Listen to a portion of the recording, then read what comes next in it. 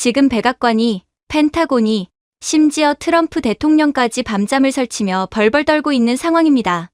그리고 그 이유는 중국이나 러시아 때문이 아니라 다름 아닌 한국 때문이었죠. 한국이 기술 수출을 중단한다면 미국의 최첨단 전투기인 F-35가 고철 덩어리가 되고 뉴욕의 불이 꺼지고 실리콘밸리가 멈춰서게 되기 때문입니다. 그렇다면 미국이 그토록 숨기고 싶어 했던 치욕스러운 진실, 그리고 대한민국이 전 세계를 지배하게 된 그 결정적인 순간의 정체는 대체 무엇일까요? 도대체 이게 무슨 상황인지 단 한 문장으로 설명해 보시오. 도널드 트럼프 대통령의 낮은 목소리가 집무실의 공기를 무겁게 짓눌렀습니다. 그의 앞에는 국방부 장관, 상무부 장관, 그리고 네로라는 사성 장군들이 식은땀을 흘리며 서 있었습니다. 세계를 호령하던 미국의 최고위 관료들이었지만 지금 이 순간만큼은 도살장에 끌려온 가축처럼 누구도 감히 입을 떼지 못하고 있었습니다. 저는 데이비드 맥밀런, 백악관 국가경제위원회 위원장입니다. 저는 이 숨 막히는 침묵 속에서 제 손에 들린 태블릿 PC의 화면만을 뚫어져라 응시하고 있었습니다. 화면 속 미국의 지도는 온통 붉은색 경고등으로 뒤덮여 있었습니다. 각하, 록히드 마틴의 텍사스 공장이 멈췄습니다. F-35 전투기 생산 라인이 가동 중단 상태입니다. 국방부 장관이 기어 들어가는 목소리로 보고했습니다. 그뿐인가? 테슬라의 기가 팩토리도, 나사의 아르테미스 프로젝트 발사대도 멈췄어. 위대하다던 미국의 산업이 하루아침에 뇌사 상태가 됐다고. 이유가 뭔가? 대통령이 책상을 내리치자 만년필이 바닥으로 굴러떨어졌습니다. 각하, 공급망에 일시적인 차질이 생긴 것 같습니다. 아시아 쪽 벤더 하나가 납품을 지연시키는 바람에 상무부 장관이 손수건으로 이마를 닦으며 변명했습니다. 벤더, 하청업체 하나 때문에 미국의 모든 첨단 산업이 올스톱됐다고? 그들의 변명은 너무나도 궁색했습니다. 하지만 저는 알고 있었습니다. 저들이 말하지 않는, 아니 인정하고 싶지 않아 하는 불편한 진실을 말입니다. 저는 조용히 앞으로 나섰습니다. 단순한 지연이 아닙니다, 각하. 이건 구조적인 붕괴입니다. 모든 시선이 저에게 쏠렸습니다. 저는 태블릿을 들어 대통령에게 화면을 보였습니다. 지난 20년 동안 미국의 산업 전략은 명확했습니다. 설계는 미국이, 제조는 한국이. 우리는 그것을 효율성이라 불렀습니다. 골치 아픈 공장, 위험한 화학약품, 까다로운 조립 공정은 전부 한국에 넘겼습니다. 우리는 깨끗한 사무실에서 설계도만 그리면 된다고 생각했으니까요. 저는 잠시 숨을 고르고 그들이 외면해온 진실을 이야기했습니다. 우리는 그들을 우리의 손발이라고 무시했습니다. 설계도라는 뇌를 우리가 쥐고 있는 한, 한국은 영원히 우리에게 종속될 부품 공장에 불과하다고 믿었습니다. 10년 전, 아니 불과 5년 전까지만 해도 그건 사실이었습니다. 한국은 미국의 원천 기술 없이는 아무것도 못하는 나라였으니까요. 화면을 넘기자 그래프 하나가 나타났습니다. 미국 내 제조 자립도 0%, 한국 의존도 98.7%. 하지만 지금은 다릅니다. 우리가 설계를 하는 동안 한국은 그 설계를 실현할 유일한 도구를 독점해버렸습니다.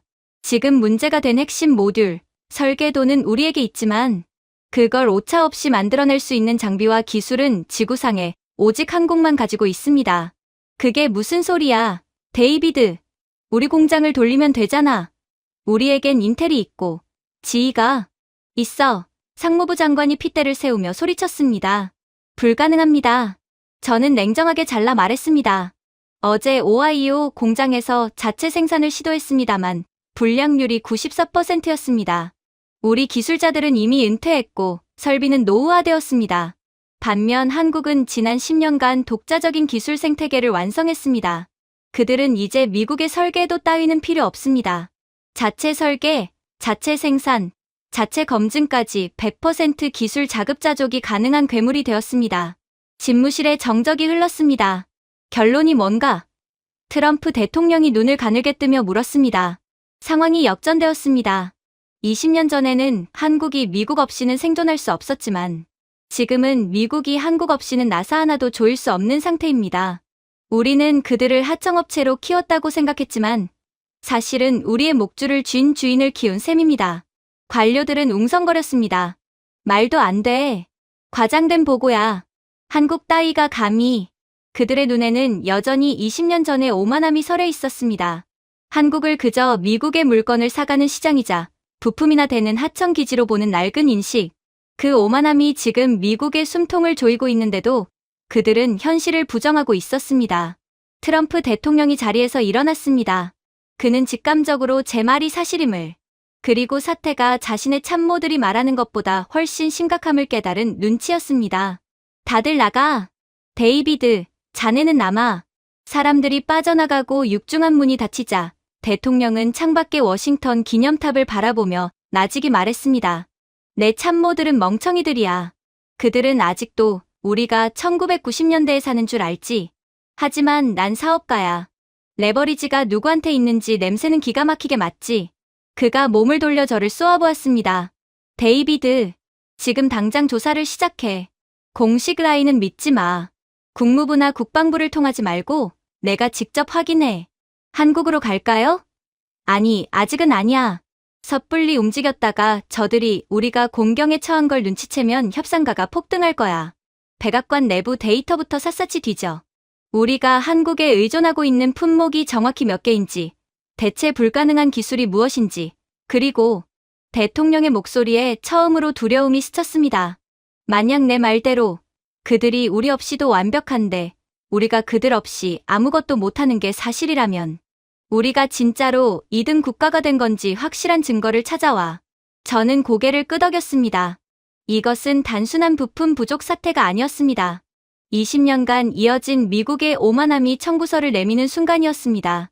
그리고 그 청구서의 금액은 미국의 상상을 초월할 것이 분명했습니다. 명심하겠습니다, 각하. 제가 직접 모든 것을 조사하겠습니다. 우리가 잃어버린 것이 무엇인지, 그리고 그들이 무엇을 손에 넣었는지. 저는 서류 가방을 챙겨 들고 오벌 오피스를 나섰습니다. 이제 저는 거인의 심장이 왜 멈췄는지 그 치명적인 원인을 파헤쳐야 합니다. 그것이 제 조국, 미국이 마주해야 할 가장 아픈 진실일지라도 말입니다. 하지만 불운하게도 저는 미국이 마주해야 할 현실은 생각보다도 훨씬 더 뼈아프다는 것을 곧바로 깨닫고 말았죠. 며칠 뒤 아침, 저는 평생 잊지 못할 공포를 마주했습니다. 그것은 총성이나 폭발음이 아니었습니다. 오히려 세상에서 가장 끔찍한 것은 바로 침묵이었죠. 미국의 심장이 멈추는 소리였기 때문입니다. 모든 것은 캘리포니아의 테슬라 기가팩토리에서 시작되었습니다. 평소라면 수천 대의 로봇팔이 춤을 추듯 움직이며 사이버트럭을 조립하고 있어야 할 공장이었습니다. 하지만 이날 오전 9시 정각, 일론 머스크가 자랑하던 그 최첨단 라인이 단 한순간에 멈춰섰습니다. 마치 누군가 거대한 전원 플러그를 뽑아버린 것처럼 말입니다. 보고는 빗발쳤습니다.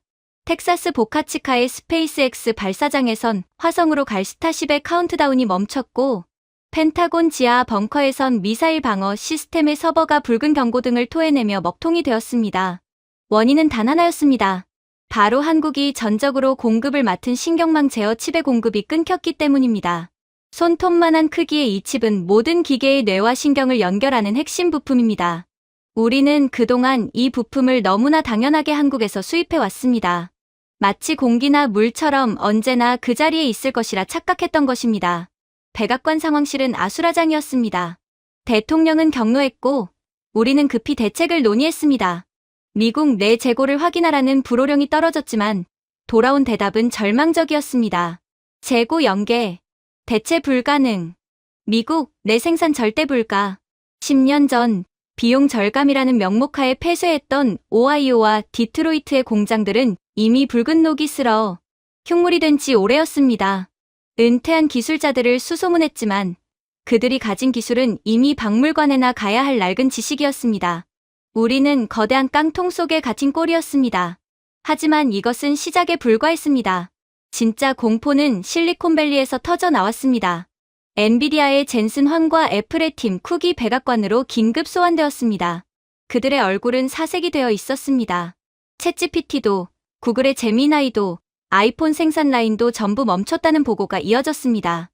젠슨 황이 떨리는 손으로 칩 하나를 테이블 위에 올려놓았습니다. 그것은 삼성전자와 SK하이닉스가 독점 공급하던 3D 포토닉 패키징 칩셋이었습니다. 빛을 이용해 데이터를 전송하는 이 기술은 물리적 한계를 뛰어넘은 한국만의 초격차 기술이었습니다. 젠슨, 설계도는 우리에게 있잖소. 인텔 공장을 돌려서 당장 만들어내란 말이오. 대통령의 고함에 젠슨 황은 고개를 저었습니다. 각하, 불가능합니다. 설계도는 우리가 그렸지만 그것을 현실로 구현할 수 있는 건 지구상의 한국뿐입니다. 우리는 믿을 수 없었습니다. 인텔이 500억 달러를 쏟아부어 대체 생산을 시도했다는 보고가 있었기 때문입니다. 하지만 결과는 처참했습니다. 한국의 공장에서 생산된 칩은 불량률이 제로에 가까운 수율 99.9%를 자랑했습니다. 반면 인텔의 최신 라인에서 찍어낸 칩의 수율은 고작 3%였습니다. 그나마 성공한 3%의 칩조차 작동. 1분 만에 엄청난 발열을 견디지 못하고 녹아내려 전량 폐기 처분해야 했습니다. 미국 최고의 엔지니어들이 한국의 평택 캠퍼스를 외계인의 공장이라 부르는 이유를 그제야 깨달았습니다. 먼지 한 톨, 온도 0.0001도의 오차도 허용하지 않는 그들의 공정은 제조가 아니라 예술의 경지였던 것입니다. 15년 이상의 기술 격차. 우리는 그동안 한국이 우리 뒤를 쫓아오고 있다고 생각했지만 실상은 우리가 그들의 등조차 보이지 않는 곳에서 허우적대고 있었던 것입니다. 한국이 칩을 주지 않으면 미국의 AI 패권은 그 즉시 소멸하는 것이 냉혹한 현실이었습니다. 육지와 하늘이 멈추자 바다에서도 비명이 들려왔습니다. 태평양을 지키던 미 해군 제7함대가 사실상 고철 덩어리로 전락했다는 충격적인 보고였습니다. 항공모함과 이지스함들이 항구에 발이 묶인 채 꼼짝도 못하고 있었습니다. 이유는 단순하고도 치명적이었습니다. 그동안 미 해군의 유지 보수를 전담하던 HD연대와 하나오션의 기술진이 철수했기 때문입니다. 미국 조선소의 기능이 마비된 것은 당연한 수순이었습니다. 우리는 급히 미국 자체 인력을 투입해 용접과 정비를 시도했습니다. 하지만 한국 기술자들이 사용하던 AI 자율, 용접 로봇과 디지털 트윈 도크 시스템이 빠지자 작업 속도는 20배나 느려졌습니다. 더 끔찍한 건 품질이었습니다. 사람이 직접 손으로 용접한 부위는 미세한 균열이 발생했고 정밀 진단 없이 수리된 엔진은 바다 한가운데서 멈춰설 위험이 컸습니다. 중국 해군이 매달 최신 구축함을 찍어내며 바다를 장악해 오는 동안 세계 최강이라 자부하던 미 해군은 녹슨 배 하나도 제대로 고치지 못하는 종이 호랑이가 되어버린 것입니다. 해군 참모총장의 절규가 아직도 귓가에 생생합니다. 한국의 스마트 조선 기술 없이는 미 해군은 작전 반경 100km도 못 나갑니다. 우리는 지금 바다 위의 표적일 뿐입니다. 에너지 분야의 상황은 더 심각했습니다. 디트로이트의 자동차 제국이 무너져 내리고 있었습니다. GM, 포드, 스텔란티스 등 미국 빅3 자동차 기업의 전기차 1200만 대가 동시에 시동 불능 상태에 빠진 것입니다. LG에너지솔루션과 삼성 SDI가 공급하는 전고체, 배터리의 핵심 보안 모듈인 KBMS의 인증이 만료되었기 때문입니다. 우리는 다급하게 중국산 배터리로 교체를 시도했습니다. 하지만 그것은 자살행위나 다름없었습니다. 한국산 전고체 배터리는 에너지 밀도가 기당 900W시에 달하는 괴물 같은 성능을 자랑했지만 중국산은 그 3분의 1 수준인 300W시 불과했습니다. 게다가 안전성에서 비교가 되지 않았습니다. 중국산 배터리를 장착한 테스트 차량들이 연이어 폭발하면서 전량 리콜 사태가 벌어졌습니다. 더욱 굴욕적인 것은 블랙박스락 기술이었습니다. 한국은 우리가 배터리를 뜯어보거나 기술을 훔치려 할 것을 미리 대비하고 있었습니다. 우리 기술진이 배터리 팩을 강제로 개방하고 역설계를 시도하는 순간 내부 회로가 자동으로 융해되어 버린 것입니다. 기술 유출을 원천 차단하는 이 무서운 보안 시스템 앞에서 우리는 속수무책이었습니다. 미국 자동차 산업의 심장인 디트로이트가 한국이 보내줄 승인 코드 하나만 바라보며 숨죽이고 기다려야 하는 처지가 된 것입니다. 이 모든 상황을 종합해보면서 저는 참담함을 금할 수 없었습니다. 그리고 책상 위에 놓인 낡은 흑백 사진 한 장을 꺼내보았습니다. 1953년 전쟁으로 폐허가 된 한국의 모습이었습니다. 미국의 잉여 농산물과 헌 옷을 주지 않으면 굶어 죽던 나라. 1인당 GDP가 고작 $67에 불과했던 세계 최빈국 중 하나였던 그 나라가 어떻게 이렇게 변할 수 있었을까요? 1950년대의 한국은 미국의 원조 없이는 하루도 버티기 힘든 나라였습니다. 2000년대까지만 해도 우리는 한국을 성실한 하청 국가 정도로 여겼습니다. 우리 기술을 배워서 싼 값에 부품을 납품해주는 편리한 도구라고 착각했던 것입니다. 우리는 설계와 소프트웨어 같은 머리 쓰는 일만 하면 되고 제조와 생산 같은 손발 쓰는 일은 한국에 넘겨주면 그만이라고 생각했습니다. 그것이 효율적이라고 믿었습니다. 하지만 2026년 오늘 그 오만의 대가는 혹독했습니다. 우리는 머리만 비대해진 채 손발이 잘려나간 거인이 되어 있었습니다. 우리가 아무리 혁신적인 아이디어를 내고 완벽한 설계도를 그려도 그것을 현실의 물건으로 만들어낼 장비와 소재는 전부 한국의 손에 쥐어져 있었습니다. 상하 관계가 완전히 역전된 것입니다. 저는 참모들에게 이렇게 말했습니다. 우리는 그들에게 물고기 잡는 법을 가르쳤다고 생각했지. 하지만 그들은 그 기술로 바다 자체를 사버렸어. 지금 한국은 미국의 원조 따위는 기억조차 하지 않는 압도적인 슈퍼파워가 되어 있었습니다. 그들은 단순히 기술을 추격한 것이 아니라 아예 새로운 차원의 기술 생태계를 창조해버린 것입니다. 트럼프 대통령의 책상 위에 올린 최종 분석 보고서의 내용은 충격적이었습니다. 한국의 세계 시장 점유율 팩트 체크 항목을 보던 대통령의 손이 미세하게 떨렸습니다. 차세대 메모리 반도체인 HBM사와 PIM의 점유율은 98.2%. 사실상 독점이었습니다. 한국이 칩을 안 주면 전 세계의 데이터 센터와 AI는 뇌사 상태에 빠집니다. LNG와 수소 운반선 건조 기술 점유율 94%. 대체 불가능한 수치였습니다. 한국 없이는 에너지 운송 자체가 불가능하다는 뜻입니다. 차세대 소형 원전 SMR 시공 능력 세계 1위. 유일하게 상용화에 성공한 나라가 한국이었습니다. 탄소 중립과 에너지 효율을 동시에 달성할 수 있는 열쇠를 그들이 쥐고 있었습니다. 이것은 단순한 기술 격차의 문제가 아니었습니다. 더 무서운 것은 산업 생태계의 차이였습니다. 미국은 지난 수십 년간 제조 생태계가 붕괴되어 파편화되었습니다. 하지만 한국은 반도체, 배터리, 자동차, 조선, 방산이 거미줄처럼 유기적으로 연결된 완전체 산업 국가를 완성했습니다. 반도체에서 나온 혁신이 배터리로 이어지고 배터리 기술이 전기차와 잠수함 성능을 끌어올리는 선순환 구조. 이것은 돈으로 살 수 있는 것이 아니었습니다. 결론은 명확했습니다. 미국이 지금부터 모든 국가 예산의 300%를 쏟아붓고 50년이라는 시간을 투자한다 해도 지금의 한국을 따라잡는 것은 불가능합니다. 그들이 쌓아 올린 제조 노하우와 숙련된 인재풀, 그리고 촘촘하게 엮인 공급망은 하루아침에 복사할 수 있는 것이 아니기 때문입니다. 우리는 인정해야 했습니다. 미국의 미래는 이제 우리가 얼마나 열심히 하느냐에 달린 것이 아닙니다. 한국이 우리에게 부품을 주느냐 마느냐, 그들이 가진 그 압도적인 기술을 우리와 공유해 주느냐, 마느냐에 전적으로 달려있게 된 것입니다. 메이드 인 아메리카의 자존심은 산산조각 났습니다. 그리고 그 파편 위로 메이드 인 코리아라는 거대한 깃발이 펄럭이고 있었습니다. 창밖으로 보이는 워싱턴의 풍경은 여느 때와 다름없어 보였지만 저는 알고 있습니다. 저 화려한 불빛 뒤에 숨겨진 미국의 심장은 지금 한국이라는 박동기에 의존해 간신히 뛰고 있다는 사실을 말입니다. 이제 우리는 선택해야 합니다. 계속해서 헛된 자존심을 세우다가 멈춰선 심장과 함께 죽어갈 것인지, 아니면 인정하고 고개를 숙여 생명을 구걸할 것인지, 그렇다면 도대체 세계 최강대국이라 자부하던 미국이 어쩌다 이 지경이 되었을까요? 이 문제를 해결할 방법은 있을까요? 저는 이 끔찍한 재앙의 씨앗이 언제 뿌려졌는지 그 근원을 찾아야만 했습니다. 트럼프 대통령의 불호령을 뒤로하고 저는 백악관 지하 5층 1급 기밀 기록보관소로 향했습니다. 퀴퀴한 곰팡내와 묵은 종이 냄새가 진동하는 그곳에서 저는 수만 페이지의 기밀 문서를 뒤졌습니다. 그리고 마침내 먼지 쌓인 상자 깊은 곳에서 판도라의 상자를 발견했습니다. 겉표지에는 스마트 분업화 계획이라는 그럴듯한 제목이 적혀 있었지만 그 내용은 동맹국 간의 협정이 아닌 사실상 한국을 미국의 영원한 하청기지로 만들려는 경제적 식민지 계획서나 다름없었습니다. 2005년 작성된 이 문서의 핵심은 충격적이었습니다. 당시 펜타곤과 상무부의 엘리트 관료들이 남긴 자필 메모를 읽어 내려가던 제 손은 분노와 수치심으로 덜덜 떨렸습니다. 제조업은 이제 끝났다.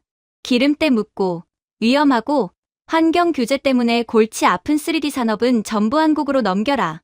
미국은 뉴욕에서 금융으로 돈을 굴리고 실리콘밸리에서 소프트웨어를 짜는 뇌 역할만 하면 된다. 그리고 그 밑줄에는 붉은색 펜으로 섬뜩할 정도로 오만한 문장이 적혀 있었습니다. 한국인들은 손재주가 좋다. 그들은 우리가 시키는 대로 물건을 찍어내는 데는 탁월하지만 세상을 설계할 지능이나 창의성은 없다. 설계도라는 목줄을 우리가 쥐고 있는 한, 한국은 영원히 우리의 충실한 손발이 될 것이다. 저는 등골이 서늘해졌습니다. 우리는 한국을 진정한 친구로 본 것이 아니었습니다. 필요할 때 써먹고 버릴 수 있는 편리한 도구로만 여겼던 것입니다.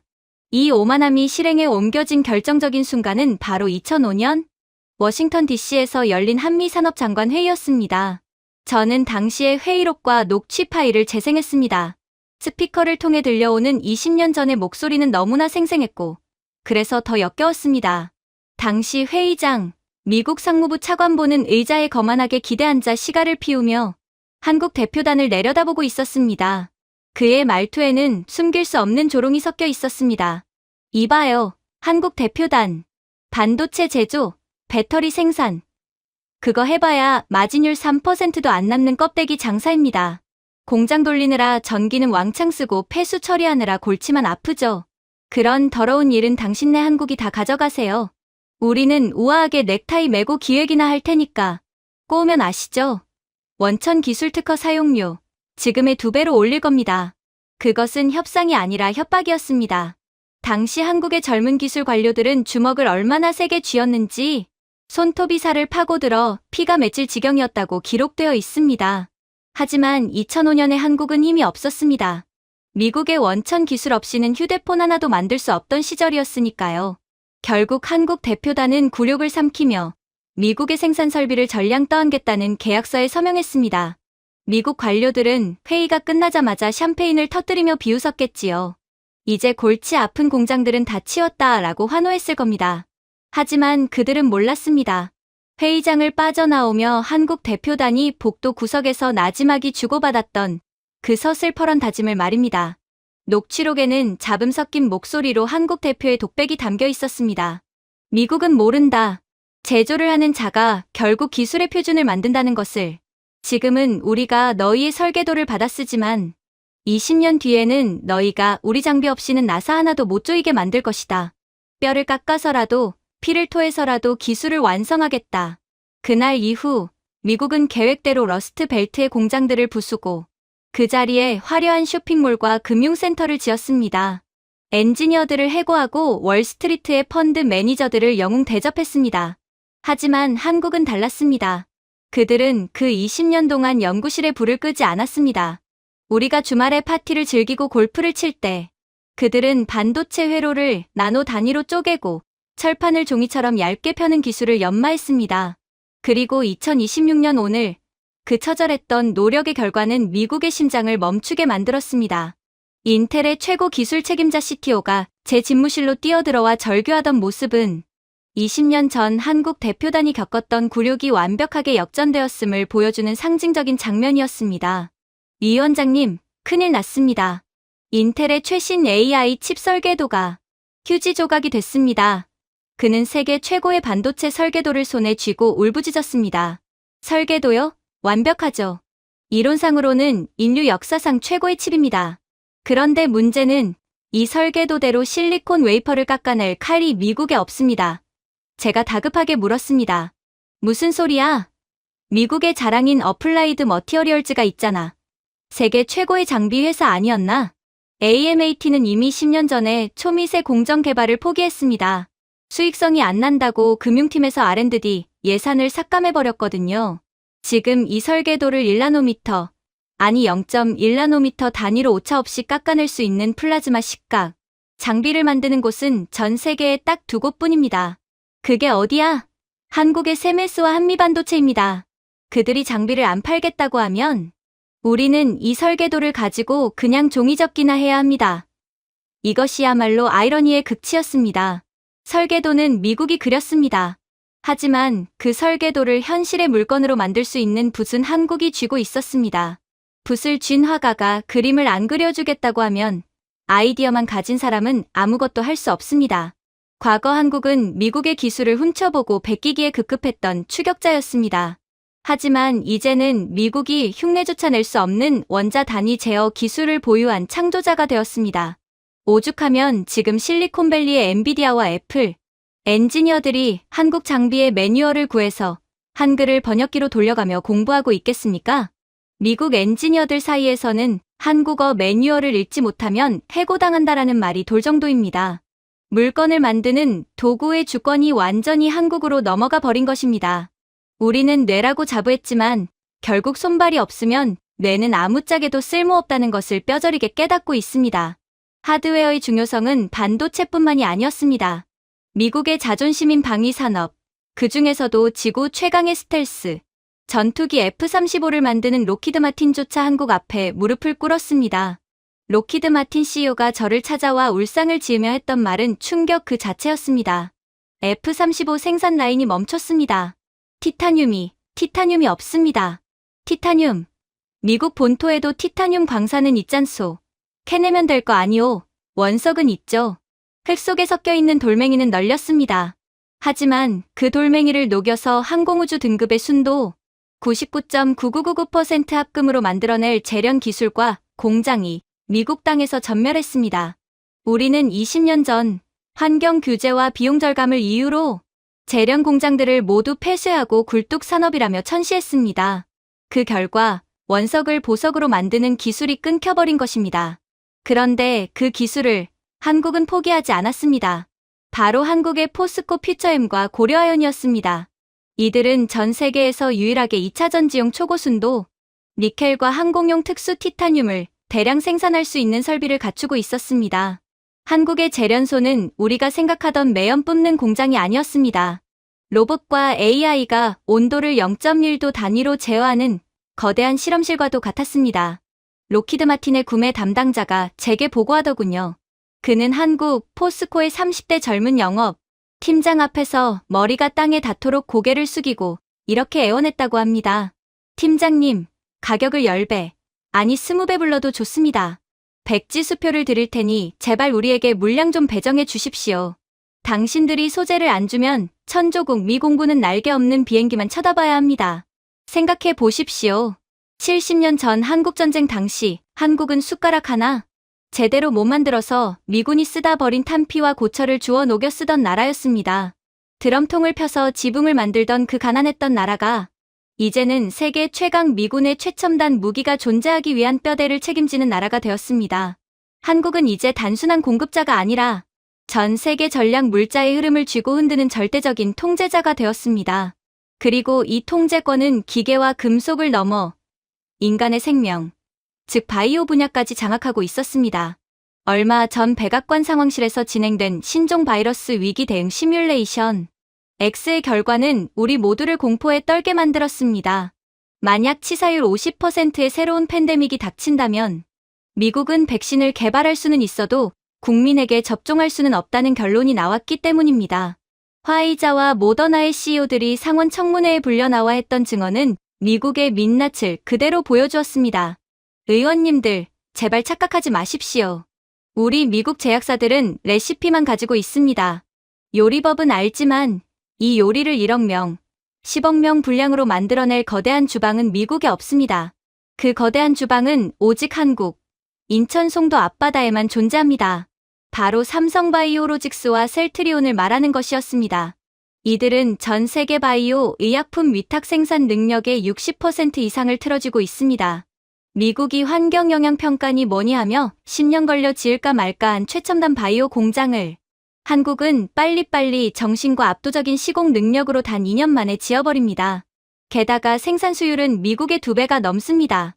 미국 FDA 국장이 인천 송도의 삼성바이오로직스 제어공장을 방문했을 때 그는 마치 SF 영화 속에 들어온 것 같은 착각을 느꼈다고 합니다. 축구장 50개 규모의 끝이 보이지 않는 공장이 사람 한 명 보이지 않는 상태에서 24시간 완전 자동화로 돌아가고 있었으니까요.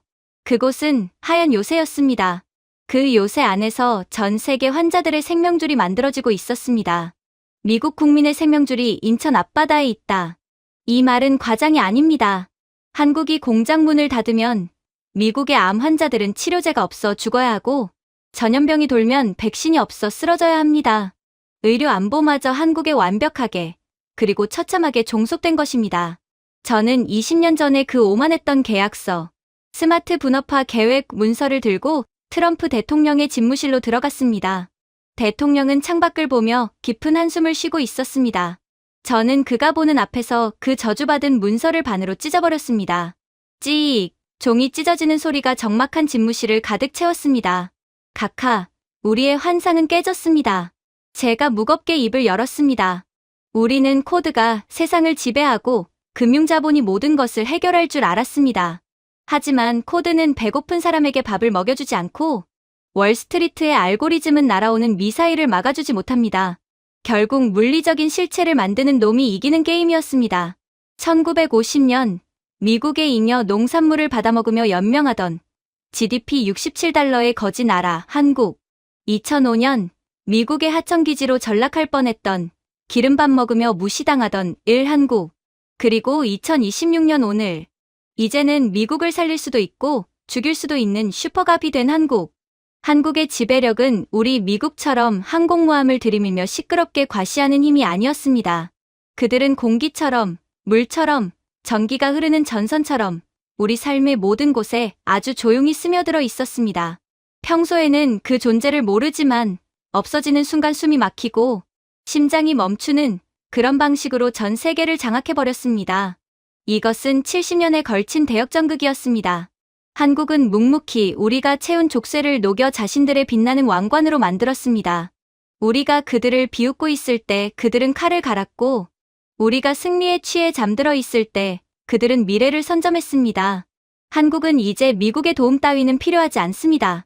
오히려 우리가 그들의 바짓가랑이를 붙잡고 매달려야 하는 처지가 되었습니다. 이제 미국은 선택해야 합니다. 한국의 기술 식민지가 되어 그들이 던져주는 부품에 연명하며 2등 국가로 살아갈 것인가? 아니면 지난날의 뼈아픈 오만함을 버리고 그들을 진정한 동등한 파트너, 아니 사실상 우리보다 위에 있는 상전으로 인정하고 모실 것인가? 오만의 대가는 너무나 비쌌습니다. 하지만 더 늦기 전에 깨달은 것이 다행일지도 모릅니다. 우리가 무시했던 그 작은 나라가 사실은 거인의 목줄을 쥐고 있었다는 사실을 말입니다. 결국 트럼프 대통령은 저를 한국으로 보냈습니다. 미국을 마비시킨 그 거인의 심장, 한국의 제조 기술이 도대체 어디서 나오는 것인지 두 눈으로 직접 확인하라는 명령이었습니다. 물론 함께 간 미국 조사단, 특히 CIA와 펜타곤에서 파견된 콧대 높은 요원들은 여전히 정신을 못 차리고 있었습니다. 위원장님, 한국 공장이야 뻔하죠. 기름 냄새 진동하고 노동자들은 땀 뻘뻘 흘리며 나사나 조이고 있겠죠. 우리가 가서 미국을 위해 특별 생산 라인을 내놓아라 하고 압박하면 그만입니다. 거부하면 관세 폭탄을 때리겠다고 협박하면 되고요. CIA 요원은 비행기 안에서 위스키를 홀짝이며 거들먹거렸습니다. 20년 전의 낡은 사고방식에 갇힌 그들에게 한국은 여전히 미국의 말 한마디면 쩔쩔매는 하청 국가에 불과했습니다. 저는 불안했습니다. 우리가 정말 그들을 협박할 수 있는 위치에 있는 걸까요? 인천공항에 도착하자마자 우리는 검은색 리무진에 태워져 경기도 평택으로 향했습니다. 목적지는 지도에도 나오지 않는 보안구역, 평택 제오 캠퍼스였습니다. 입구에 도착하자 거대한 강철문이 열렸고 우리는 에어록이라 불리는 멸균실로 안내되었습니다. 방진복을 입고 에어샤워를 마친 뒤 마침내 생산 라인으로 통하는 문이 열렸습니다. 그리고 그 순간 CIA 요원의 입가에 걸려있던 비웃음은 단 1초 만에 경악으로 바뀌었습니다. 그곳에는 소음이 없었습니다. 기름 냄새도 없었습니다. 아니, 공기조차 다르게 느껴졌습니다. 우리 눈앞에 펼쳐진 것은 축구장. 80개를 합쳐놓은 것보다 더 거대한, 끝이 보이지 않는 백색의 진공 공간이었습니다. 천장 높이만 50m가 넘는 이 광활한 공간을 채우고 있는 것은 사람이 아니었습니다. 수만 대의 로봇팔이었습니다. 그것들은 마치 무중력 공간에 떠 있는 것처럼 소름 끼칠 정도로 조용하고 부드럽게 움직이고 있었습니다. 자기부상 기술이 적용된 레일 위를 미끄러지듯 오가며 인간의 눈으로는 보이지도 않는 나노 단위의 부품들을 조립하고 있었습니다. 기계음은 전혀 들리지 않았습니다. 오직 공기를 가르는 미세한 바람 소리만이 이 거대한 공간의 침묵을 지키고 있었습니다. 마치 미래의 오케스트라가 연주하는 침묵의 교향곡을 보는 것 같았습니다. CIA 요원이 떨리는 목소리로 물었습니다. 이 로봇들 전부 스위스 ABB나 일본 환학 제품이겠죠? 역시 핵심 장비는 수입해서 쓰는군요. 그는 애써 한국을 깎아내리려 했습니다. 하지만 안내를 맡은 한국인 엔지니어가 차분하게 대답했습니다. 가까이 가서 보시죠. 우리는 로봇팔에 다가갔습니다. 그리고 선명하게 새겨진 로고를 확인했습니다. ABB도 환학도 아니었습니다. 모든 로봇의 관절마다, 모든 센서의 표면마다 HD 현대로보틱스와 두산의 로고가 푸른빛을 내며 박혀 있었습니다. 위원장님, 놀라지 마십시오. 이 공장을 짓는데 사용된 나사 하나, 볼트 하나까지 전부 100% 국산입니다. 미국 기술은 단 1%도 섞이지 않았습니다. 섞이면 오차가 생기거든요. 미국산 베어링을 썼다가 불량률이 0.001% 올라가는 바람에 전량 폐기하고 국산으로 교체했습니다. CIA 요원의 얼굴이 하얗게 질렸습니다. 우리가 압박하고 협박하려던 대상은 이미 우리의 기술 따위는 거들떠보지도 않는, 아니 오히려 불량품 취급하는 수준에 도달해 있었던 것입니다. 충격은 거기서 멈추지 않았습니다. 우리는 공장 한복판, 가장 엄격하게 통제되는 중앙 제어 구역으로 들어갔습니다. 그곳에는 기괴할 정도로 아름다운 기계가 웅장하게 자리 잡고 있었습니다. 투명한 유리관 속에서 스스로 움직이며 무언가를 깎아내고 있는 그 기계. 저게 뭡니까? 제가 물었습니다. 마더 머신입니다. 기계를 낳는 기계죠. 엔지니어의 설명에 저는 전율했습니다. 미국은 공작 기계를 독일이나 일본에서 수입했습니다. 기계를 만들려면 그 기계를 깎을 더 정밀한 기계가 필요한데 미국에는 그 기술이 없기 때문입니다. 하지만 한국은 달랐습니다. 유리관 속의 기계에는 DN솔루션즈와 화천기계라는 이름이 새겨져 있었습니다. 이 초정밀 오축 가공기는 24시간 쉬지 않고 자기 자신과 똑같은 기계 부품을 깎아내고 있었습니다. 스스로 번식하는 기계 생명체처럼 말입니다. 그때 저는 공포스러운 깨달음을 얻었습니다. 만약 미국이 첩보요원을 투입해 이 공장의 설계도를 훔쳐간다고 해도 소용이 없다는 사실을 말입니다. 설계도가 있어도 그 설계도를 1마이크로미터의 오차도 없이 깎아낼 수 있는 마더 머신 자체가 한국에만 존재하기 때문입니다. 그리고 저 기계는 한국 정부가 지정한 국가 핵심 전략 기술로 수출이 엄격히 금지된 품목이었습니다. 미국산 최신 가공기의 오차 범위가 얼마인지 아십니까? 0.01mm입니다. 하지만 저 한국산 마더 머신은 0.00001mm입니다. 머리카락 두께의 1만 분의 1을 제어합니다. 우리가 20년 전 공작기계 산업을 기름 냄새나는 사양산업이라며 내다버릴 때 한국은 알았던 것입니다. 기계를 만드는 놈이 결국 세상을 지배한다는 것을. 저는 혼잣말로 중얼거렸습니다. 제 옆에 있던 펜타곤 장군도 입을 다물지 못했습니다. 그의 손에 들린 스마트 패드에는 작전 불가능이라는 메시지가 떠 있었습니다. 우리는 이어서 공장 전체를 통제하는 두뇌, 중앙 관제 센터로 이동했습니다. 수백 개의 홀로그램 스크린이 허공에 떠 있고 데이터의 홍수가 폭포수처럼 쏟아져 내리는 곳이었습니다. 놀랍게도 그 넓은 곳에 사람은 단 한 명도 없었습니다. 오직 인공지능만이 이 거대한 요새를 지휘하고 있었습니다. 함께 온 MIT 출신의 AI 전문가가 흥분하며 물었습니다. 이 엄청난 시스템, 구글 딥마인드 기반입니까? 아니면 마이크로소프트 애저를 쓰나요? 한국 엔지니어는 피식 웃으며 대답했습니다. 그 웃음은 명백한 비웃음이었습니다. 구글이요? 그 친구들은 바둑이나 두라고 하세요. 제조업 데이터는 차원이 다릅니다.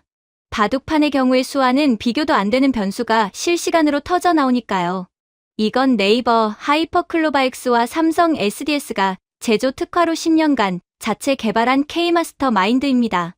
MIT 교수가 반박하려 하자 엔지니어는 화면 하나를 띄워주었습니다. 미국 AI는 데이터를 모으고 학습하는데 최소 6개월이 걸리죠. 저희 K마스터 마인드는 공장 내의 온도, 습도, 진동, 심지어 지구 자전 속도의 미세한 변화까지 1조 개의 변수를 실시간으로 분석합니다. 그리고 오차가 발생하기 0.001초 전에 미리 예측하고 수정합니다. 그래서 불량률이 제로인 겁니다. 더 충격적인 사실은 그 다음이었습니다. 엔지니어가 보안 등급이 높은 문서를 살짝 보여주었습니다. 사실 미국 록히드 마틴과 보잉 공장도 알게 모르게 저희 솔루션을 쓰고 있습니다. 구독형 서비스로 말이죠.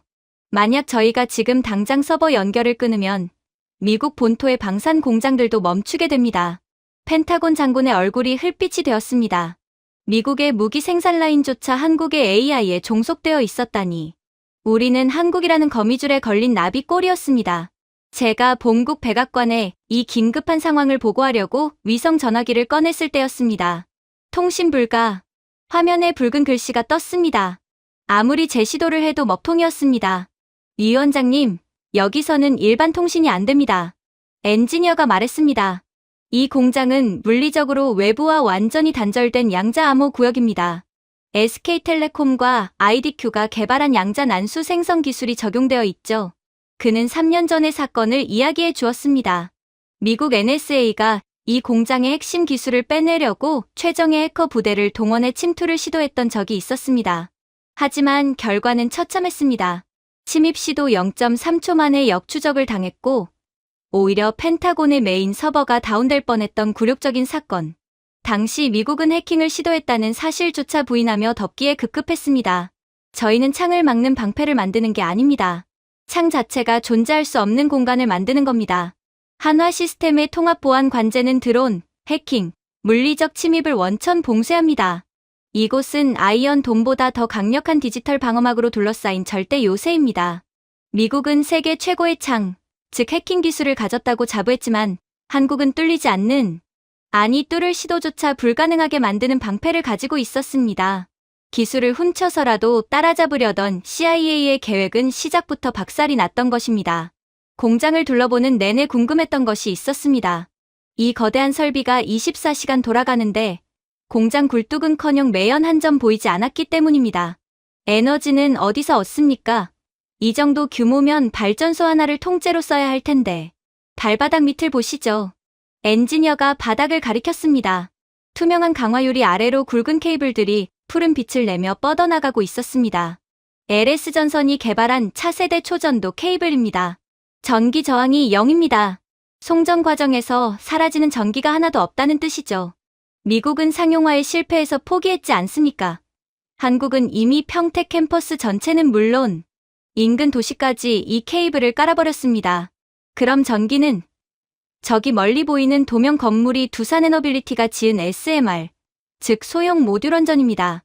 그리고 공장 곳곳에는 수소 연료전지 발전소가 있고요. 미국 텍사스 공장들은 전력난으로 툭하면 멈추지만 저희 평택은 전기가 남아돌아서 주변 도시에 공짜로 나눠주고 있습니다. 비교가 너무나 처참했습니다. 에너지 인프라조차 한국은 자급자족을 넘어 미래 기술을 현재의 일상으로 쓰고 있었습니다. 미국은 1970년대에 지은 낡은 전력망을 기어 쓰고 있는데 한국은 2050년에나 가능할 법한 꿈의 전력망을 가동하고 있었던 것입니다. 견학을 마치고 공장을 나서는 길, 저는 다리가 풀려 주저앉을 뻔했습니다. 마중 나온 삼성전자의 부회장이 저를 부축했습니다. 그의 표정은 여유로웠고 눈빛에는 깊은 자신감이 서려 있었습니다. 저는 절망적인 심정으로 그에게 마지막 질문을 던졌습니다. 부회장님, 솔직히 말해주시오. 미국이 자존심 다 버리고 국가 예산을 무제한으로 쏟아부으면 당신들을 따라잡는데 얼마나 걸리겠소? 그는 잠시 생각하더니 정중하지만 잔인할 정도로 냉정한 대답을 내놓았습니다.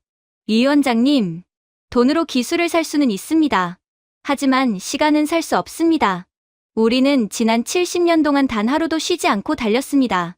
당신들이 샴페인을 터뜨릴 때 우리는 밤을 새웠고 당신들이 금융놀이를 할 때 우리는 기계를 깎았습니다. 그가 평택 캠퍼스의 전경을 가리키며 말을 이었습니다. 미국이 지금부터 70년 동안 잠을 자지 않고 밥도 먹지 않고 오직 기술 개발에만 매달린다면 그때쯤 우리의 등은 보일지도 모르겠군요. 하지만 그때 우리는 이미 저 너머 우주 어딘가에 가 있을 겁니다. 그 순간 제 머릿속에 70년 전의 흑백 영상이 스쳐 지나갔습니다. 미군 지프차가 지나가면 기브 미 초콜릿을 외치며 쫓아가던 까까머리 한국 아이들. 미군이 버린 깡통을 주워다가 집을 짓던 그 가난한 나라의 아이들이 이제는 미군이 상상조차 할 수 없는 우주선 같은 최첨단 공장을 돌리고 있었습니다. 이것은 단순한 기술 격차가 아니었습니다. 문명의 격차였습니다. 한국은 이미 다음 세대의 문명으로 진화해버렸고 미국은 구시대의 유물 속에 남겨진 것입니다. 저는 깨달았습니다. 미국이 살 길은 단 하나뿐이라는 것을. 이제 우리는 한국이라는 새로운 문명의 버스에 탑승시켜 달라고 애원해야 합니다. 그렇지 않으면 도태될 운명임을 평택의 그 거대한 하얀 요새가 증명하고 있었습니다. CIA 요원은 더 이상 위스키를 찾지 않았습니다. 펜타곤 장군은 고개를 떨구었습니다. 그리고 저는 백악관으로 보낼 보고서의 첫 문장을 이렇게 수정했습니다. 우리는 그들을 통제할 수 없다. 우리는 그들에게 경배해야 한다. 그렇게 평택의 하얀 요새에서 느꼈던 전율이체 가시기도 저는 서울의 심장부인 삼성동 트레이드타워 55층 펜트하우스로 안내되었습니다. 발 아래로는 한강과 강남의 마천루들이 보석처럼 빛나고 있었지만 회의실 내부의 공기는 시베리아의 칼바람보다 더 차가웠습니다. 제 맞은편에는 한국 재계를 대표하는 통합협상단 대표 강민혁 회장이 앉아 있었습니다. 그는 미동도 없이 저를 응시하고 있었는데 그 눈빛은 마치 모든 수를 꿰뚫어보는 바둑의 고수와도 같았습니다. 저는 마른 침을 삼키며 입을 열었습니다. 제 임무는 명확했습니다. 자존심이고 뭐고 다 버리고 어떻게든 한국을 설득해 멈춰버린 미국의 심장을 다시 뛰게 만드는 것이었습니다. 저는 떨리는 목소리로 호소했습니다. 강 회장님, 우리 솔직하게 이야기합시다. 미국과 한국은 지난 70년간 피를 나눈 혈맹이었습니다. 한미 상호방위 조약, 기억하시죠? 우리가 당신들을 위해 흘린 피를 생각해서라도 지금 당장 핵심 기술을 공유하고 미국 내 공장 증설을 약속해 주십시오. 이것은 요청이 아니라 70년 동맹으로서의 정당한 요구입니다. 저는 일부러 혈맹이라는 단어에 힘을 주었습니다. 과거에는 이 단어 하나면 한국 관료들은 감동하며 무엇이든 내주었으니까요. 하지만 강민혁 회장의 반응은 제 예상과 완전히 달랐습니다. 그는 찻잔을 천천히 내려놓으며 낡은 녹음기 하나를 테이블 위에 툭 던졌습니다. 위원장님, 동맹이라 20년 전 당신들이 그 단어를 어떻게 찢어버렸는지 벌써 잊으셨습니까? 그가 재생 버튼을 누르자 지직거리는 소음과 함께 20년 전 미국 상무부 장관의 거만한 목소리가 흘러나왔습니다. 한국 놈들은 기름밥 먹는 손발이나 하면 돼. 머리는 우리가 쓸 테니까. 걔네들은 영원히 우리의 하청 공장이야. 제 얼굴이 화끈거려 견딜 수가 없었습니다. 반박할 말이 없었습니다. 그것은 명백한 우리의 죄였으니까요. 강 회장이 녹음기를 끄며 낮게 으르렁거렸습니다. 위원장님, 우리는 그 모욕을 먹고 자랐습니다. 당신들이 샴페인을 터뜨리며 우리를 비웃을 때 우리는 이를 악물고 다짐했습니다. 당신들이 무시하던 이 손발, 당신들이 절대로 대체할 수 없는 신의 손으로 만들겠다고요. 그의 눈빛이 매섭게 빛났습니다. 이제 와서 동맹을 찾으십니까? 죄송하지만 비즈니스에 혈맹은 없습니다.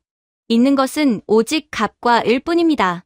그리고 지금 갑은 우리 대한민국입니다. 우리는 더 이상 당신들의 하청이 아닙니다. 저는 등줄기에 식은땀이 흐르는 것을 느꼈습니다. 이것은 협상이 아니었습니다. 일방적인 통보였습니다. 저는 마지막 자존심을 걸고 물었습니다. 그럼 도대체 원하는 게 뭡니까? 돈입니까? 아니면 영구적인 관세 면제입니까? 원하는 액수를 말해보시오. 강 회장은 고개를 저으며 비릿한 미소를 지었습니다. 푼돈은 필요 없습니다. 우리가 원하는 건 표준입니다. 표준이라니요? 앞으로 미국에서 생산되는 모든 전투기, 전기차, 로봇, 발전소의 산업 표준, 규격을 미국식 ANSI에서 한국식 KS로 전면 교체하십시오. 미국의 모든 산업 시스템을 한국의 언어와 규격으로 다시 짜라는 말입니다. 저는 귀를 의심했습니다. 이것은 미국의 산업 주권을 포기하라는 소리나 다름없었습니다. 미국의 모든 기계가 한국의 규격에 맞춰 제작되어야 한다면 미국은 영원히 한국 기술의 종속국이 되는 것입니다. 우리가 쓰는 나사 하나, 볼트 하나까지 한국의 허락을 받아야 한다는 뜻이었습니다. 말도 안 됩니다. 그건 미국의 자존심이 허락하지 않습니다.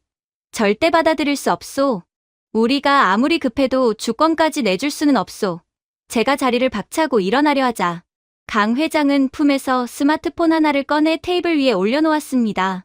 화면에는 복잡한 코드가 흐르고 있었고 중앙에는 붉은색 실행 버튼이 떠 있었습니다. 자존심이라. 위원장님, 지금 태평양 상공의 미 공군의 F-35 전투기 200대가 연합훈련 중인 것으로 알고 있습니다. 맞습니까? 그걸 당신이 1급 기밀인데 어떻게? 그 전투기들의 엔진 제어 시스템, 저희가 공급한 칩으로 돌아갑니다. 그리고 그 칩에는 원격 펌웨어 업데이트 기능이 있죠. 제가 이 버튼을 누르면 200대의 엔진이 동시에 업데이트 모드로 진입하며 꺼지게 됩니다. 추락하는데 1분도 안 걸리겠죠. 지금 우리를 협박하는 겁니까? 아니요, 현실을 알려드리는 겁니다. 당신들의 안보는 이제 펜타곤이 아니라 제 손끝에 달려있다는 현실 말입니다. 거부하시겠다면 누르겠습니다. 강 회장의 손가락이 버튼 위로 다가갔습니다. 저는 털썩 주저앉았습니다. 공포감이 전신을 마비시켰습니다. 미국의 최첨단 무기가 사실은 한국의 허락 없이는 날개 달린 고철 덩어리에 불과하다는 사실을 뼈저리게 확인하는 순간이었습니다. F-35뿐만이 아니었습니다. 미국의 전력망, 통신망, 금융망까지 모든 것이 한국산 칩과 소프트웨어 위에 얹혀 있었습니다. 서명하겠습니다. 한국 표준을 따르겠습니다. 저는 떨리는 손으로 한국이 내민 계약서에 서명할 수밖에 없었습니다. 미국의 100년 산업 표준을 폐기하고 한국의 표준을 따른다는 사실상의 기술적 항복 문서의 말입니다. 10년 전만 해도 우리가 한국에 갑질을 하며 이거 안 사주면 너네 망해라고 큰소리쳤는데 이제는 한국이 공급을 끊으면 미국이 멸망하는 상황이 된 것입니다. 협상장을 빠져나오는 제 발걸음은 천근만근이었습니다. 패배감에 젖어 엘리베이터를 타고 로비로 내려온 순간 저는 제 눈을 의심해야 했습니다. 트레이드 타워의 로비는 전 세계 거물들의 대기실이나 다름없었습니다. 그리고 그 풍경은 충격적이었습니다. 로비 왼쪽 VIP 대기석에는 독일 메르세데스 벤츠와 BMW의 회장이 초조한 표정으로 앉아 있었습니다. 한때 자동차의 종가라고 자부하며 콧대를 세우던 그들의 위엄은 온데간데 없었습니다. 제가 다가가 인사를 건네자 벤츠 회장은 울상을 지으며 제 팔을 잡고 하소연했습니다. 오, 맥밀런 위원장. 당신도 칩을 구하러 왔소? 우리는 지금 3일째 여기서 기다리고 있소. 한국의 LG와 삼성이 배터리와 자율주행, 소프트웨어를 주지 않으면 독일의 자동차 라인은 다음 달부터 올스톱이요. 내연기관 시대는 끝났고 미래차의 심장은 한국이 쥐고 있으니 우리가 100년 동안 쌓은 탑이 무너지는 건 한순간이더군. 50년 전 한국인들이 돈을 벌기 위해 독일의 탄광으로 병원으로 날아가 굳은 일을 도맡아 했던 것을 기억하십니까? 그때 독일은 한국을 가난한 나라라고 동정했습니다. 하지만 지금 독일의 경제를 쥐고 흔드는 자동차 제국의 황제들이 한국 기업 임원을 만나기 위해 번호표를 뽑고 기다리고 있습니다. 그 옆쪽 상황은 더 놀라웠습니다. 사우디아라비아 빈 살만 왕세자의 최측근 특사가 007 가방을 든 채 서성이고 있었습니다. 그 가방 안에는 아마도 천문학적인 액수의 오일머니 수표가 들어있을 겁니다. 그는 지나가는 한국인 직원에게 90도로 허리를 숙여 인사하며 다급하게 외쳤습니다. 제발 우리 왕세자님께서 네옴시티의 에너지 공급을 한국 SMR로 채워달라고 간곡히 부탁하셨습니다. 돈은 얼마든지 드리겠습니다. 제발 계약서에 도장만 찍어주십시오. 1970년대 한국의 건설 노동자들이 사우디의 뜨거운 사막에서 땀 흘리며 달러를 벌어왔던 역사가 떠올랐습니다. 그때는 한국이 사우디의 돈을 필요로 했습니다. 하지만 이제는 사우디가 돈다발을 싸들고 와서 한국의 기술을 구걸하고 있습니다. 중동의 생사여탈권이 사막이 아니라 이곳 서울 테헤란로의 빌딩숲에서 결정되고 있었습니다. 하지만 가장 충격적인 장면은 로비 구석에 있었습니다. 그곳에는 세상에서 가장 비참한 표정을 한 일본 대표단이 앉아 있었습니다. 한때 전자 제국을 건설했던 소니, 자동차 제국이었던 토요타의 임원들이었습니다. 그들은 한국의 젊은 실무진 앞에서 무릎을 꿇다시피 읍소하고 있었습니다. 김 팀장님, 제발 부탁드립니다. 최신 장비가 아니어도 좋습니다. 한국에서 쓰다 버린 구형 공정 장비라도 좋으니 우리에게 팔아만 주십시오. 그거라도 없으면 일본의 소재 부품 공장은 다 문을 닫아야 합니다. 70년 전 한국을 식민 지배했고 불과 10년 전까지만 해도 반도체 소재 수출 규제로 한국의 목을 조르려 했던 일본이었습니다. 노 재팬 운동이 일어났을 때 코웃음 치던 그들이었습니다. 그런데 지금 그들은 완벽하게 한국의 기술 식민지가 되어버렸습니다. 한국이 부품을 발주해주지 않으면, 한국이 장비를 팔아주지 않으면 일본 경제 자체가 붕괴하는 상황. 이것이야말로 진정한 역사의 심판이자 통쾌한 대역전극이 아니겠습니까? 저는 호텔로 돌아와 제 태블릿 PC에 전송된 글로벌 자금 흐름 보고서를 열어보았습니다. 화면에 뜬 그래프는 기이할 정도였습니다. 전 세계의 부가 마치 블랙홀에 빨려들듯 서울로 쏟아져 들어오고 있었습니다. 전 세계 기업들이 한국의 기술을 사용하기 위해 지불하는 로열티와 구독료는 천문학적이었습니다. 미국이 달러를 찍어내면 그 달러는 한국산 칩과 배터리를 사기 위해 한국으로 흘러 들어갑니다. 유럽이 유로화를 찍어내면 그 돈은 한국산 바이오 의약품과 무기를 사기 위해 한국으로 송금됩니다. 과거 코리아 디스카운트라는 말은 역사 속으로 사라졌습니다. 이제는 코리아 프리미엄의 시대입니다. 나스닥 상장 기업들 사이에서는 한국 기업과 파트너십을 맺었다는 공시만 띄워도 주가가 30%씩 폭등하는 기현상이 벌어지고 있습니다. 한국 정부는 넘쳐나는 달러를 주체하지 못해 오히려 미국 국채를 대량으로 사들이며 미국 경제가 무너지지 않도록 부양해주고 있는 실정이었습니다. 우리가 한국을 돕는 게 아니라 한국이 우리를 먹여 살리고 있었던 것입니다. 이 보고서가 말해주는 진실은 명확했습니다. 한국의 기술력은 단순히 좋은 제품을 만드는 수준이 아니었습니다. 그들은 전 세계 산업의 생태계 그 자체가 되어 있었습니다. 한국 없이는 스마트폰도, 전기차도, 비행기도, 심지어 병원의 MRI 기계도 작동하지 않습니다. 한국의 기술력이 이토록 무서운 이유는 융합에 있습니다. 다른 나라들은 반도체면 반도체, 자동차면 자동차, 각자 따로 놉니다. 하지만 한국은 반도체, 배터리, AI, 로봇, 바이오, 방산이 하나의 거대한 유기체처럼 연결되어 있습니다. 이 복잡하고 정교한 사슬을 끊어내거나 대체하는 것은 불가능합니다.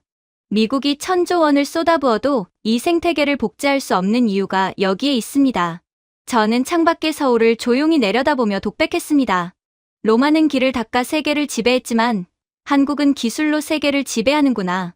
워싱턴 DC는 이제 껍데기만 남은 행정수도일 뿐이었습니다. 세계의 실질적인 수도, 21세기의 새로운 로마는 바로 서울이었습니다. 과거에는 전 세계의 인재들이 아메리칸 드림을 꿈꾸며 하버드와 MIT로 몰려들었습니다. 하지만 지금 로비에 있는 저 수많은 외국인을 보십시오. 그들은 한국의 기술을 배우기 위해, 한국 기업에 취직하기 위해 한국어 교재를 펴들고 공부하고 있습니다. 한국어를 모르면 미래가 없다는 말이 실리콘밸리의 상식이 되었습니다. 한국은 총 한 방 쏘지 않고 군함 한 척 보내지 않고 전 세계를 정복했습니다. 무력이 아닌 대체 불가능한 실력과 매력으로 전 세계의 존경과 두려움을 동시에 받는 유일한 제국이 되었습니다. 70년 전 전쟁의 폐허 속에서 굶주리던 그 작고 가난했던 나라가 이제는 거인들의 어깨를 밟고 올라서서 세상을 내려다보고 있습니다. 그렇게 제가 서울에서 겪은 충격과 굴욕적인 협상안을 들고 워싱턴으로 돌아왔을 때 백악관 오벌 오피스는 이미 화산 폭발 직전의 분화구와 같았습니다. 제가 한국이 요구한 표준 규격 변경안과 사실상의 기술, 항복 문서를 내밀자 도널드 트럼프 대통령의 얼굴은 불다 못해 검게 변해 있었습니다. 그는 책상을 내리치며 고함을 질렀습니다. 데이비드, 자네 지금 제정신인가? 감히 한국 따위가 위대한 미국의 산업 표준을 바꾸라고 협박해. 내 사전에 이런 굴욕은 없어. 당장 국방장관 연결해. 대통령의 눈에는 이성이 마비된 분노만이 타고 있었습니다. 그는 수십 년간 미국이 써먹었던, 그리고 가장 확실하다고 믿었던 마지막 카드를 꺼내 들었습니다. 바로 주한미군 철수였습니다. 행정명령을 준비해. 주한미군 전원 철수다. 평택 캠프 험프리스를 텅 비워버리겠다고 통보해. 우리가 짐을 싸는 신용만 해도 저들은 안보 불안에 떨며 제 발로 기어와서 빌게 되어 있어. 우리가 지켜주지 않으면 북한과 중국, 러시아 틈바구니에서 숨도 못 쉬는 나라 아닌가. 저는 경악했습니다. 그것은 20세기 냉전 시대에나 통하던 낡은 수법이었습니다. 지금의 한국은 안보를 구걸하는 나라가 아님을, 오히려 미국의 안보가 그들에게 달려있음을 대통령만 모르고 있었습니다. 제가 말리려던 찰나 집무실 문이 거칠게 열리며 합참의장과 국방부 장관이 사색이 되어 뛰어들어왔습니다. 그들의 손에는 1급 기밀 보고서가 들려 있었습니다. 각하, 절대 안 됩니다. 그 명령을 거두어 주십시오. 합참의장이 숨을 헐떡이며 소리쳤습니다. 트럼프 대통령은 코웃음을 쳤습니다. 왜? 겁나나? 우리가 철수하면 한국이 무너질까봐 걱정돼서 그래. 아닙니다. 각하, 국방부 장관이 절박하게 외쳤습니다. 주한미군 철수는 한국에 대한 협박이 아닙니다. 그것은 미국 본토 방어선의 해체이자 자살행위입니다. 대통령의 표정이 일그러졌습니다. 장관들은 지도 하나를 펼쳤습니다. 그것은 평택 캠프 험프리스를 중심으로 한 동북 아시아의 방어망 지도였습니다. 각하, 평택 기지는 단순한 주둔지가 아닙니다. 세계 최대 규모의 해외 미군 기지이자 중국의 심장부와 러시아의 극동을 코앞에서 겨누고 있는 지구상 유일한 불치망모입니다. 만약 우리가 여기서 철수하면 미국의 최전방 방어선은 괌이나 하와이까지 무려 7,000km나 뒤로 밀려납니다. 태평양의 절반을 중국에게 내주는 꼴입니다. 그깟 땅 덩어리 좀 내준다고 우리가 죽나? 죽습니다. 합참의장이 단호하게 말했습니다. 지금 우리는 한국의 LIG 넥스원과 한화 시스템이 제공하는 초정밀 조기, 경보 레이더 데이터에 전적으로 의존하고 있습니다.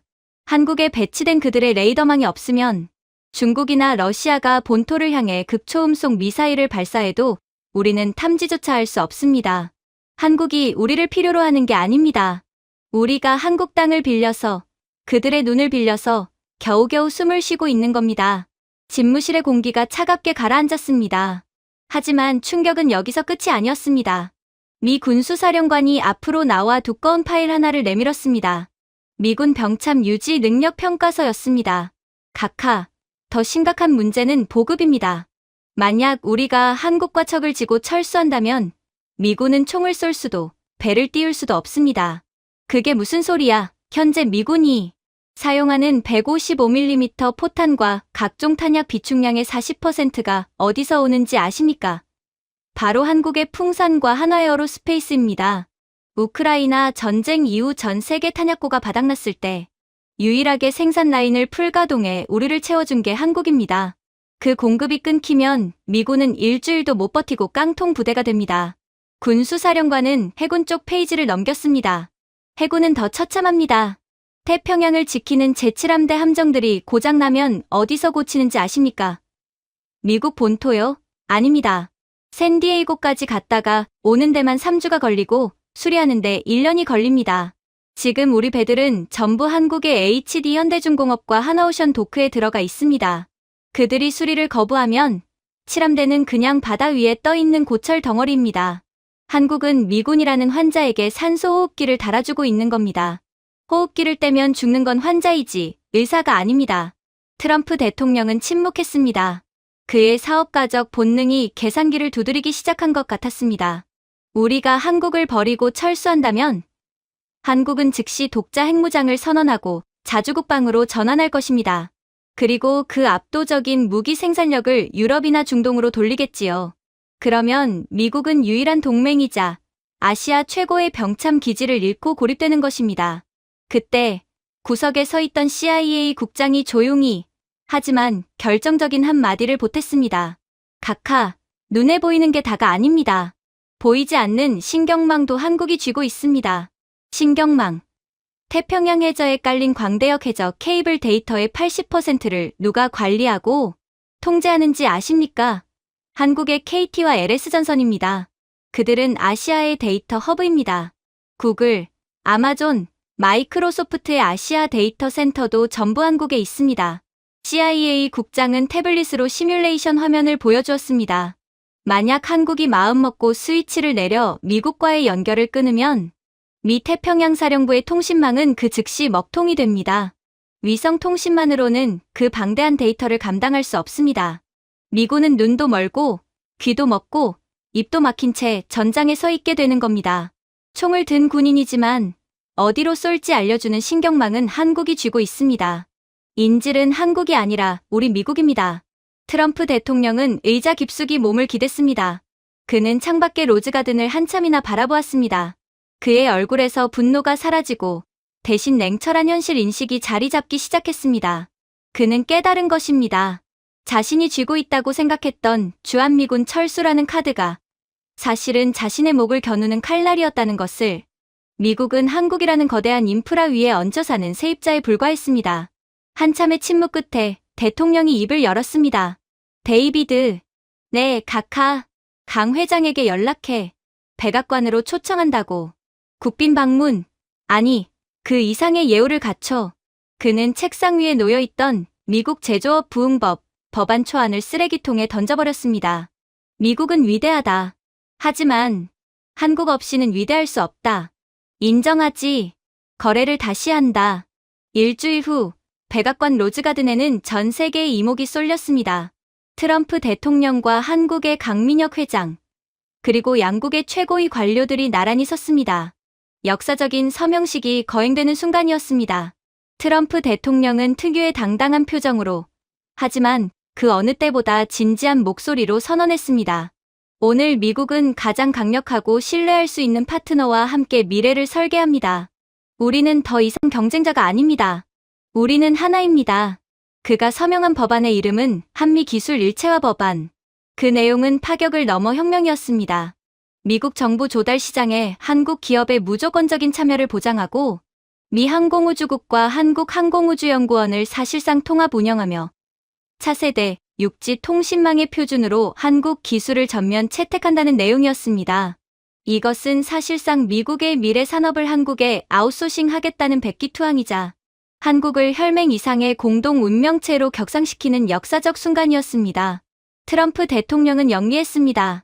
그는 한국을 적으로 돌려 멸망하는 대신 한국이라는 가장 빠른 말 등에 올라타는 길을 선택한 것입니다. 비록 고삐는 한국이 쥐고 있었지만 말입니다.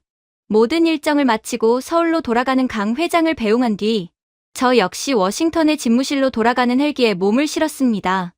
TV에서는 속보가 흘러나오고 있었습니다. 미 의회 만장일치 통과. 향후 50년간 국가 예산의 30%를 한국 기술 도입 및 라이선스 비용으로 책정. 역사상 최대 규모의 투자. 화면 속 앵커는 흥분한 목소리로 떠들었지만 저는 창밖의 밤하늘을 바라보며 깊은 생각에 잠겼습니다.